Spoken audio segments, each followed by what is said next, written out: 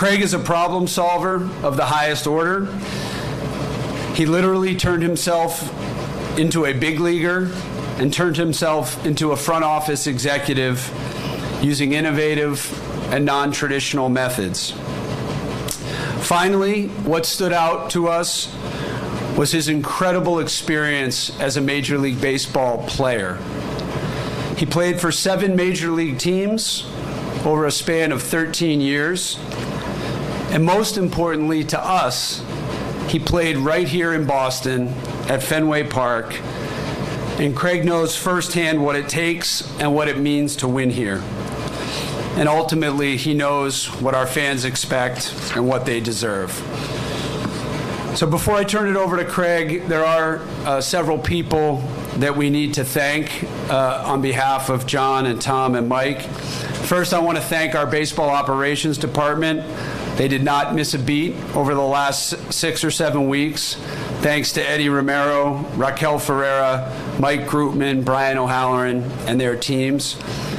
My teammates in the front office who participated in the process and supported the organization during the transition. The Red Sox alumni who offered advice, counsel, and wisdom throughout the process. I want to thank the candidates for this job who thoughtfully presented their vision and ultimately made this a very difficult decision for us when it came down to make the final call. I want to thank baseball executives across the game who helped us vet a wide range of candidates. And specifically, I want to thank Tom Ricketts, Crane Kenny, and Jed Hoyer of the Chicago Cubs, who graciously supported Craig's candidacy.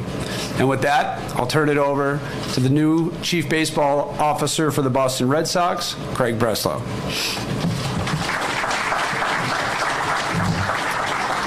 Good morning. Thanks, Sam. First, I'd like to thank John, Tom, Mike, and Sam for engaging me in this process and ultimately for entrusting me with executing our shared vision for building a sustainable winner here in Boston. I'd also like to thank the Ricketts, Jed Hoyer, Carter Hawkins, and the rest of the Cubs family for affording me my first opportunity in a front office, for investing in me, and for challenging me every day. To my parents, Ann and Abe, my sister Leslie, for standing by my every decision, including the one to forego medical school in pursuit of an additional season of independent ball. To my twin boys, Mason and Carter, my daughter Olivia, you've been on this crazy ride since the day that you were born. Thank you for always awaiting me at the front door with a hug and a smile, even when I gave up a game-winning home run or traded away your favorite player. And to my wife, Kelly, your counsel and wisdom and insight has been invaluable to me, not just in this process, but since we met over a decade ago. Your support has been unwavering, and I couldn't imagine being here without the countless sacrifices that you made for me and for our family. Thank you. I love you guys. So I've watched a lot of baseball games at Fenway Park. Some from the stands, some from the bleachers, but most from the bullpen. I know what it's like to put on a Red Sox jersey, to jog through the bullpen gate across freshly cut outfield grass. I know what it's like to stand on the mound in front of tens of thousands of the most passionate fans in the game, to feel the cool fall breeze hit the Red Sox jersey. And I know what it's like to hoist a World Series trophy overhead, the culmination of a group of people coming together to accomplish something that they couldn't have alone. I know what it means to win in Boston. Red Sox fans deserve a standard of quality and consistency. Quality, meaning a team that can win the AL East and contend for a World Series title, and consistency, meaning we can do this year after year after year. That unwavering commitment to building a sustainable winner is a position that I shared with John, with Tom, with Mike, with Sam, with Alex, with the rest of the front office. And it's one that we will pursue relentlessly by building around an exciting young core, by pursuing aggressively the development of our players, including those at the major league level, but by deploying our players in a way that creates the most favorable matchups possible. I understand that some of you will see me as another Ivy League nerd with a baseball front office job. It's true. I am that. But I'm also a 13-year big leaguer and a 2013 Boston Red Sox World Series champion. And I know what it takes to win here, and I'm willing to make the hard decisions necessary to deliver. My contribution to winning in this role will be different than it was back then. But one thing remains constant. My desire to win today is as strong as it was as a player, and I can't wait to get started. Thank you.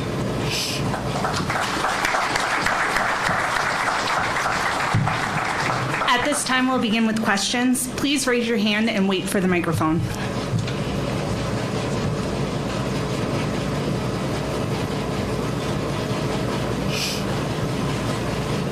Hey, Craig, welcome back. First of all, just wanted to see where you see this organization at right now, and what it's going to take to get it to where it needs to be, both this coming year and kind of in a broad sense. Sure. So, let me start by saying there are a lot of great things happening with the Red Sox. There are a lot of great people in this organization in baseball operations who have been here for a really long time and seen a ton of success. This last week has kind of been an exercise in not just hitting the ground running, but trying to hit the ground sprinting and get up to speed as quickly as possible. My intentions over the next few weeks are to learn as much as I can to be able to answer that question. But the one thing that I am very, very excited to point to is the emergence of this really exciting young core, some of whom is contributing right now at the major league level, some who are reaching the upper levels of the minor leagues, and some who candidly are not here just yet.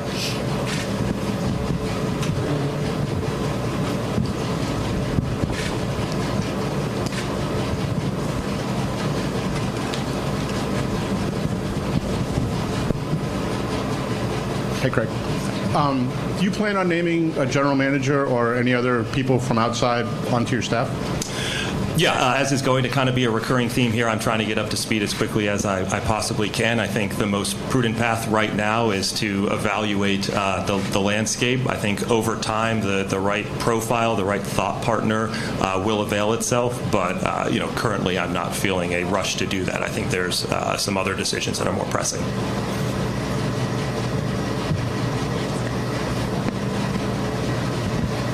Did you really trade your kid's favorite player? Who was it, and in what way did that prepare you for kind of the reaction you might get from Boston fans when you? No, so I had been an active participant in some of the most volatile and active trade deadlines over the last few years in Chicago, and my kids, as all of you will quickly come to realize, are avid and passionate fans of whichever team I'm currently with. So short of naming names, the answer is yes, unfortunately. That'll prepare you for kind of the reaction from fans. Every decision is unique, right? I kind of spoke to at a high level what the vision that I have is for this team. I think there are a lot of really exciting players here. I also know that part of building a consistent winner at the major league level is making really bold, difficult decisions, and some of those include favorite players, and some of those include leveraging prospect capital to enhance your major league team. Craig, to your right, if we were here 50, 60 years ago, there'd be a GM, a scouting director, a farm director. In the year 2023, there's a very extensive flowchart within this organization. To follow up on Pete's question, as you evaluate and as you make moves, it's reasonable that you'll bring people in. Does that mean that people have to move out? Will there be changes within the flowchart of the organization once you get settled in? Kind of difficult for me to answer that question right now. I think in certain ways, change is good. I think attrition can be good. I think it's important to bring fresh perspective and new ideas into the fold. I also think it's important to lean on people who have been really successful and are continuing to contribute. I think, kind of the picture that I have in my head is we want to create an efficient and effective baseball operation, right? And that means that we're firing on all cylinders, we're functioning at a very high level, but we're also limiting redundancy and narrowing gaps to the extent we can. As a quick follow-up, you have a license to make correct? Yes. Hey, Craig, you mentioned that there are other pressing decisions that you had to make. What are some of those decisions? I'm curious. Sure, and pressing largely because the opportunity costs of waiting on certain decisions increases, right? And so, there are open roles on the Major League staff that we're looking to fill. Obviously, we want to kind of jumpstart, construction of the 2024 Major League roster, and also as I talked about the development of our players, the off season, and in the off season, every day is precious. Every day is an opportunity for our players to get better. So I'm excited to dig in with our coaching staff, with all of the resources that we have in the office to ensure that we're making the most productive use of this time possible. And just to get a little bit more specific, is that a lot of the talk has been about spending, right? I think with the Red Sox. So do you plan on spending this offseason? I know that we have some needs to fill on our Major League roster. I think that there are multiple ways to get there, and our job is to take as comprehensive a look as we can at all possible paths there. Yeah, over to your right here. Thank you. I was struck by one of the phrases you used in your intro about deploying players in favorable matchups. I'm just curious if you could describe how you foresee the relationship with the coaching staff, with the manager, with Alex, does that mean you would have some influence in, deploying personnel, or how do you see that partnership? Yeah, so that kind of the idea of deploying our players in a way that maximizes positive outcomes by creating the most favorable matchups that we can is a term that I would call optimization, and I think that's synthesizing analytical information. It's synthesizing the real-time feedback that we would be getting from our players and our coaches who are interacting with each other every single day to ensure that we're doing that and making sure that we're not leaving wins on the table. As it relates to Alex, unequivocally he'll be the manager in the 2024 season, and he's someone for whom I have great admiration and appreciation and a long-standing relationship with. We were teammates, back longer than I'd like to remember, but I'm excited to build that relationship. And to answer your question as in the most straightforward way that I can, does it mean that we'll be influencing decision making? Yes, and so should they, right? This should be in a partnership in which we're kind of influencing each other. Craig, when you look at the Texas Rangers that just won, they went out and spent a ton of money. They got Seager, Simeon, Eovaldi, DeGrom. They took on Max Scherzer's contract. Will you have the ability to spend, or is there a budget that they set you with? Will you be aggressive this offseason in terms of pursuing players with large contracts that maybe teams want to get rid of, free agents? How will that go about? Sure. So I can start by saying that one thing that became very, very clear through this process was the unwavering commitment to winning from ownership. And so, I think the responsible, the prudent path of a front office operation is to kind of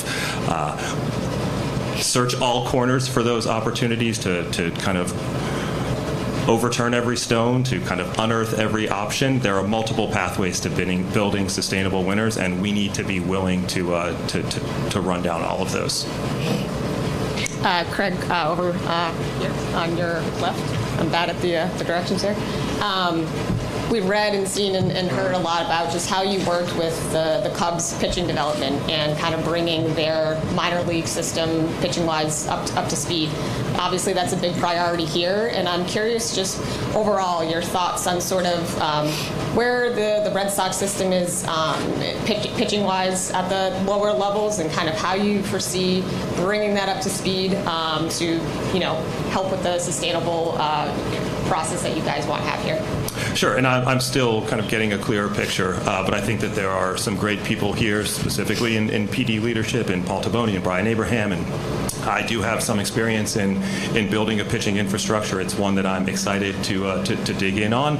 It's no secret that pitching, and specifically starting pitching, is an area of need in this organization, and it's something that we'll kind of shift our focus to. Now that the other side of the equation here is a really, really exciting, promising group of position players.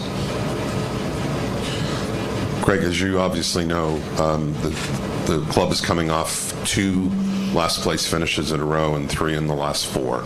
In your mind, how close is this team to contending for that status that you talked about, a sustainable, championship-driven team? I think this is a good team that does a lot of things really, really well. I also think the opportunities to improve are pretty well documented. And when people think about off-season work, and this will be a theme that I'll really try to hammer, we generally tend to talk about the acquisition side of things. I think it's really important not to lose sight of the opportunity to develop our players and continue to push those and identify really clear goals and build really detailed and comprehensive plans around them and ensure that we're executing them. Hey, Craig, your knowledge and understanding of the analytics side of it, I think, is well established. You also have the lived experience of a player and in the clubhouse. Those two things are sometimes seen as being in conflict, right? I wonder, how do you see balancing those two, and how does that impact the way you plan to run a front office and different voices you'll be listening to? Yeah, so I think great decision makers are great synthesizers of information, and that can look differently for different people, and particularly at different times. But I think what I would like to kind of represent is the ability to weigh different information streams and to engage in conversations with kind of the empathy of all parties. The experience that I have does give me unique perspective on what it's like to kind of endure the challenges of a major league schedule, of a major league family, of a major league coaching staff. I also have a great appreciation for the ability of objective information to remain unbiased and consistent and disciplined. Craig, to your right again. There's book smarts, there's experience, there's understanding the city, the history, the expectations, and so forth. I have to assume there's also some gamesmanship and the making a deal and how that plays out, talking to other general managers and baseball heads in other cities, and making just the right trade. Have you been involved in any of that? Have you studied that? Does the ability to achieve at a high level come naturally? Can that be learned? Can you address that whole deal-making aspect to your job? Sure. I think another way to take that question, right, is just to kind of talk about maybe the lack of formal experience I have in a front office and in a lead decision-making role. I'm ready to take on this challenge. I think the way that I approach problem solving is transferable and scalable. I also can point to 2 things pretty specifically that will help me in this regard. 1, the number of talented and experienced people in this front office, and 2, the opportunities that I've had to learn from some of the most successful executives and people that I would call mentors in this game. Have you been involved on the other line? Yes. Hey, this question is for Sam. Craig, first of all, congratulations. Sam, I'd like to ask about working in concert with the chief baseball officer. Has that process, in your opinion, changed over the last 2 years with Chaim Bloom? And how do you see that relationship evolving now with Craig Breslow? Yeah, I appreciate the question. I don't see a change at all. Our job in the front office and in ownership is to provide resources to baseball operations to support them at every turn, to support Brez, to support AC, and what we're trying to achieve, which is putting a great product on the field each and every year. We'll work very closely together, but Brez will make all the baseball decisions, which is a very good thing, I can assure you. And we'll continue to run the business and support the baseball operation at every turn. That's why we're here. We're here to support the baseball group and make sure we get back where we belong. Hey, Craig. You said Red Sox fans deserve a level of quality and consistency. Obviously, that's been the goal for the last 20 years here. There's been championships, but some valleys. What will be different in regard to your approach, and why do you think that will be successful? I've worn multiple hats, and I think I've got unique perspective. I also think I have the willingness and the conviction to make the tough decisions necessary to succeed in this role. I think this is an incredibly appealing opportunity for me, given my history with this organization and kind of my natural growth curve. I'm incredibly excited to take this on and to lean on others in this front office, but ultimately, what this is about and what this has always been about is the players. And so to be able to point to such an exciting group of young players that are emerging at the big league level and another kind of wave shortly behind has really positioned this organization to be successful. Craig, here.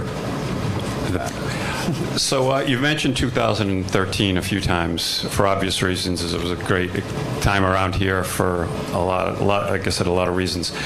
Can you talk about how that experience maybe has shaped you, not only as a player, but in this position?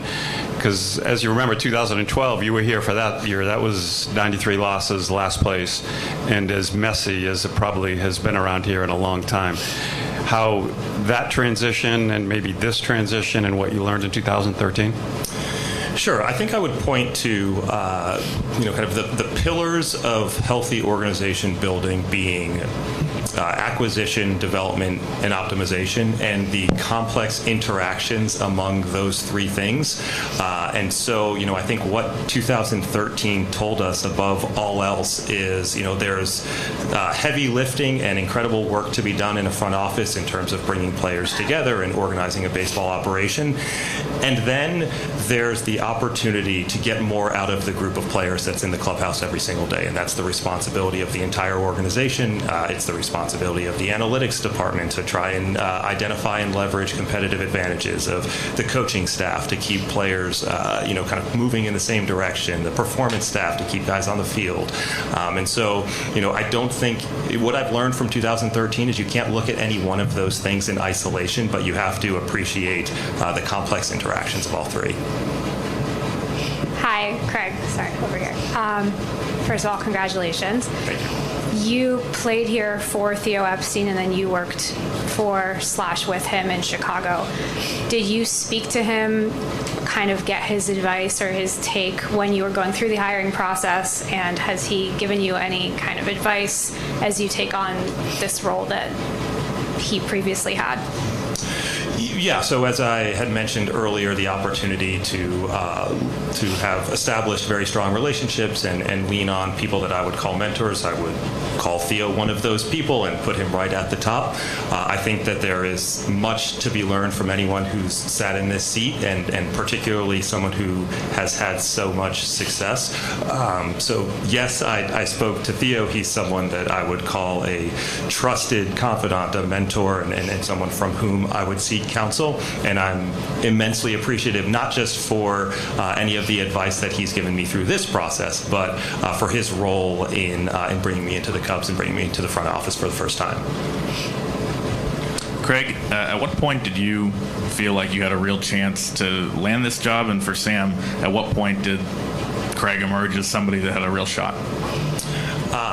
I can only speak for myself. I saw the desirability of this job. I have immense respect for the people who have done this, for the other candidates who were in contention for the position, and for this organization that has become so incredibly meaningful to me and to my family. So my hope all along was that my candidacy was was held in high esteem. But I didn't really know until kind of pretty far in the process. My sense was, kind of given the engagement and the themes and the topics of conversation, that at least I was taken seriously. And then, as we kind of moved into the final stages, I was overcome with this sense of, despite the fact that I grew up 2.5 hours away from here and maybe closer to some teams that were based in New York as a child, in a lot of ways I was coming home. Craig. Yeah, and from our perspective, it was easy to reconnect with Brez early October. We went to Johnny's Luncheonette in Newton. Wasn't a far drive, and we had a great conversation, but that was just the beginning. It was a sort of reintroduction at that point. There was a very competitive couple-week process, and I would say it wasn't until last couple of meetings with John and Tom and Mike and myself at John's house, where we spent many hours making sure that we had really dug into the areas that we needed to dig into, which really related to the vision for the department. You heard the areas of focus, and at the end, as I said, Craig emerged as the ideal choice for us because of the qualities that I listed. Craig, I realize that you said that you're going to take a bit of time to figure out where pitching, how pitching development might be implemented.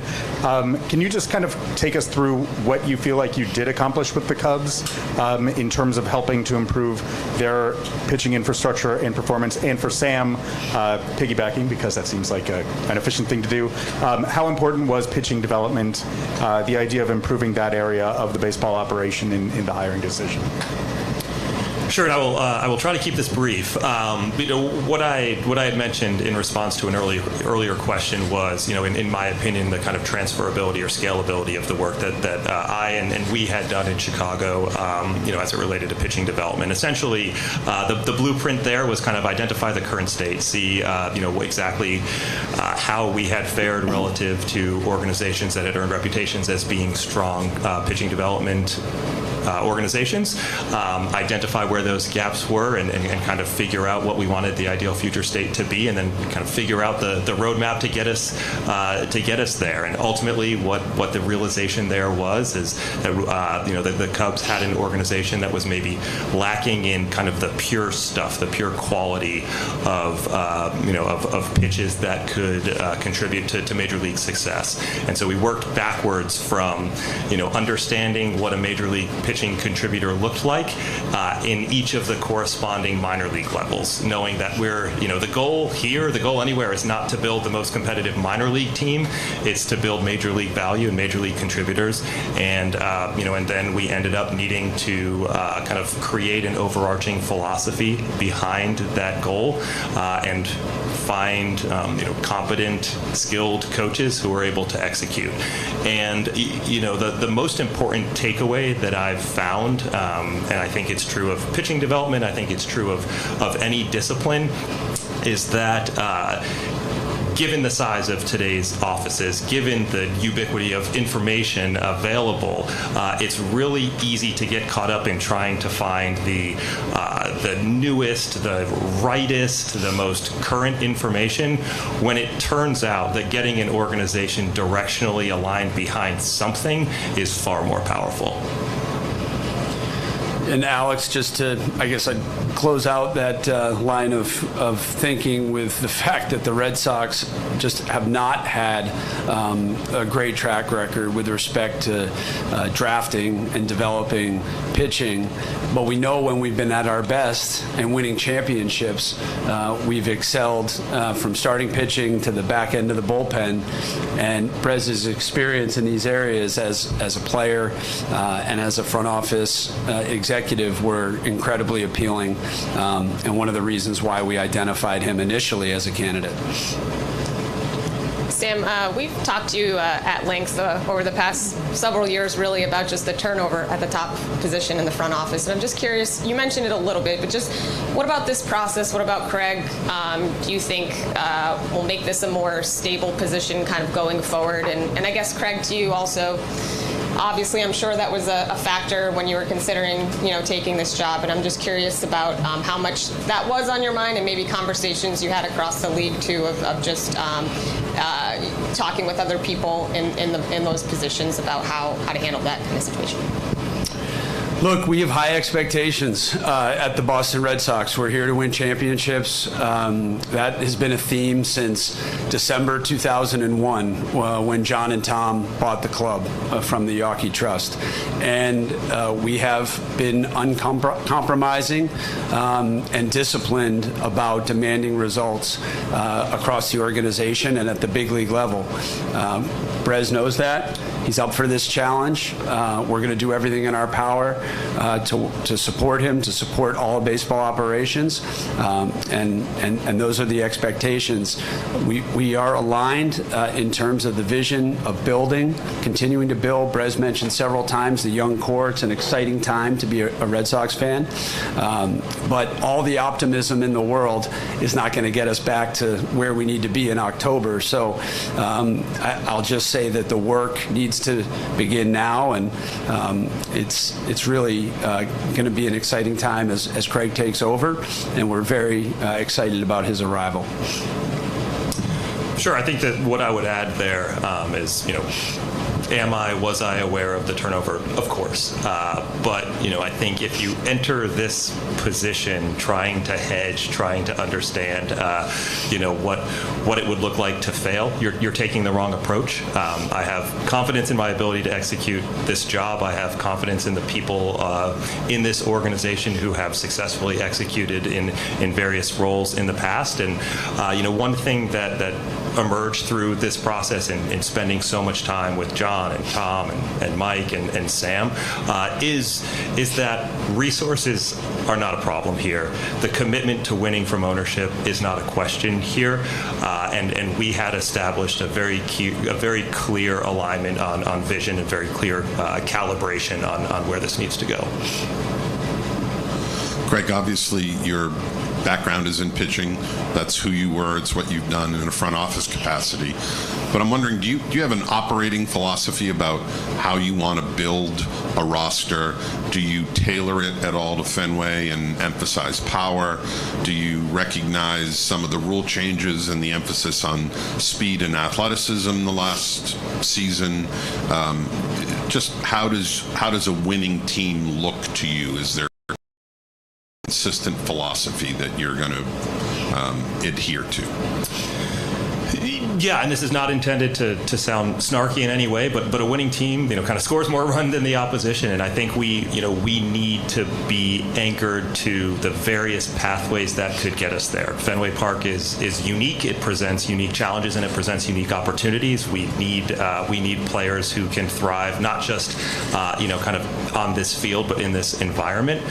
Certainly, we need to take into account rule changes and the way that athleticism and speed can impact the game currently in ways that maybe it hasn't over the last 10 years or so. At the end of the day, scoring runs and preventing runs is always going to be the name of the game. And I think when you tether yourself to kind of a singular approach there, you lose opportunities, to gain competitive advantages. Craig, there's been a lot of talk from former Red Sox players, including some of your former teammates, about a loss of championship culture, just the culture of this team in general. For you, as a native New Englander, someone who already made their home here and played here, what does Red Sox culture mean to you and Boston culture? Yeah, I think it means a standard of excellence. I talked about the quality and consistency. I think other words that I would throw out as we think about culture and how to build it and what we're looking to drive here, words like accountability,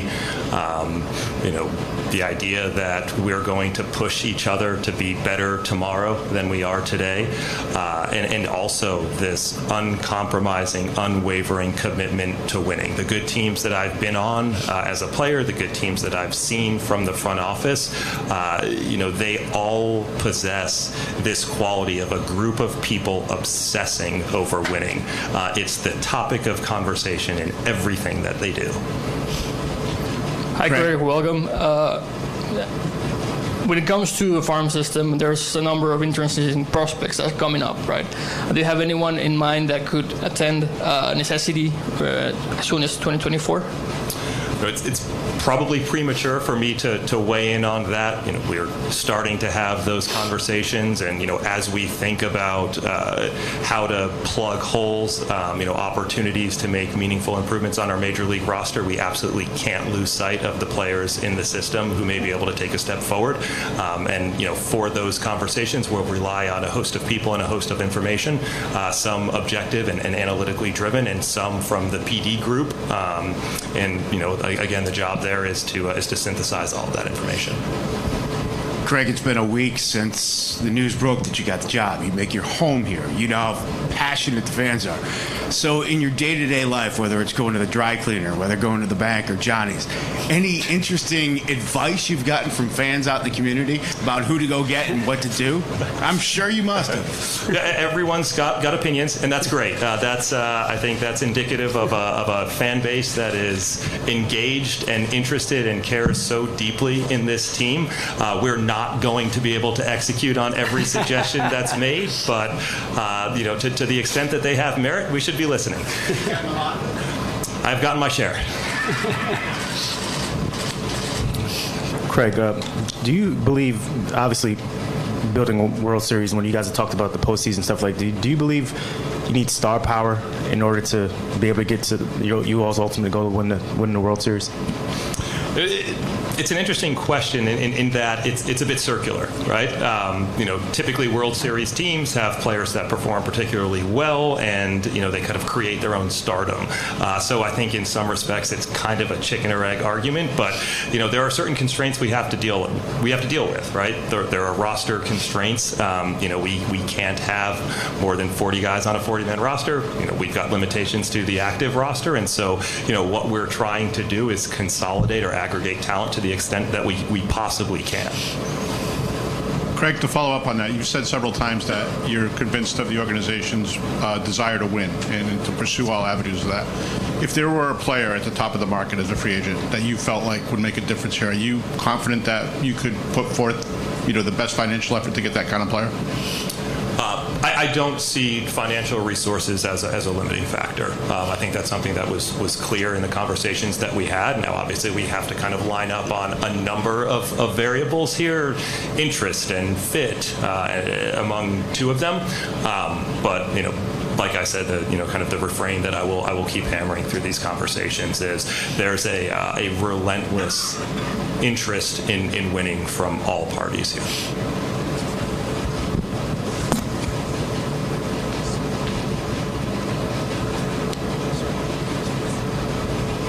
How you doing? Obviously, you mentioned pitching is an important area. Can you pinpoint another area that the roster needs to improve in? Obviously, defense was an issue with this team, this past year. Yeah, and again, without kind of delving too deeply into specifics, as I do have quite a bit to learn over the next few weeks. Starting pitching certainly stands out as an area of need. Defense, and I think certain players coming back from injury and being able to solidify kind of middle infield defense will add to that. I think there are some guys internally that we're excited about that may be able to take a step forward, but that's certainly one. If you kind of look at the overall construction of the roster, there's the possibility that maybe we can add a right-handed bat to even out some of the kind of platoon asymmetry. But beyond that, I think we'll figure that out over the coming weeks. Craig, how important is it to you, and this is something Sam's talked about a lot, to lock up young players on pre-arb extensions, early extensions, to gain that control early? Sure.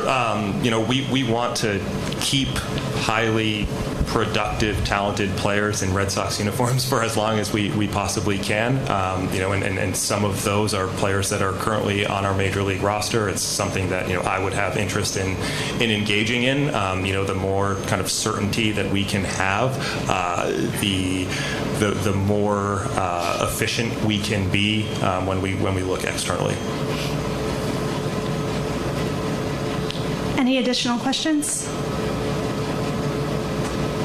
With that concludes today's press conference. Thank you all for joining us. Thanks.